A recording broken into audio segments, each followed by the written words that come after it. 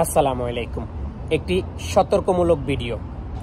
আপনারা জানেন আমি এই নাম্বারটা বিগত 5 বছরের উপরে আমি চালাইছি। গত 2 মাস আগে আমি যখন বাংলাদেশে চলে যাই, তারপর আমার নাম্বারটি এসটিসি কোম্পানি বন্ধ করে গতকালকে অন্য একজন মানুষের কাছে তারা বিক্রি করে দেয়। আমি অনেক চেষ্টা করেছি এই সিম কার্ডটি আমার আবারও নেওয়ার জন্য, আমার আকামা দিয়ে, আমার আইডি কার্ড দিয়ে, কিন্তু সেটা তারা দেয় নাই। কি জন্য দেয় নাই আসলে আমি বিষয়টা জানি না। আমি অনেক চেষ্টা করছি। তো গতকালকে আমাদের পাকিস্তানি একজন ভাই এই সিম কার্ডটা নতুন করে কিনছে এবং তিনি চালাইতেছে।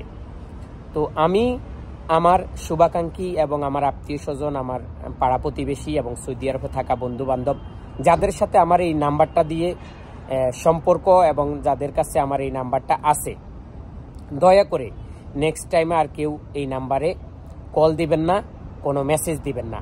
চেষ্টা করবেন আমার দেওয়া এই নাম্বারে আমার সাথে যোগাযোগ করার জন্য, এবং আজকে থেকে আপনারা আমার এই নাম্বারটি সেভ করুন এবং আমার সাথে যোগাযোগ করবেন এই নাম্বারে, কারণ ওই নাম্বারটি সম্পূর্ণ বন্ধ হয়ে যাবে।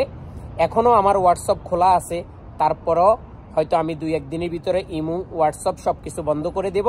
আপনারা কেউ কল দিবেন না, প্লিজ। সবার কাছে আমার অনুরোধ।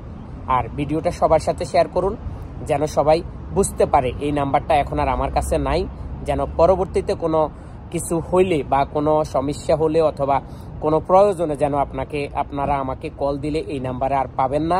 এই জন্য আমি সবাইকে সচেতন করলাম। সবাই ভালো থাকুন, সুস্থ থাকুন। ভিডিওটা সবার সাথে শেয়ার করুন।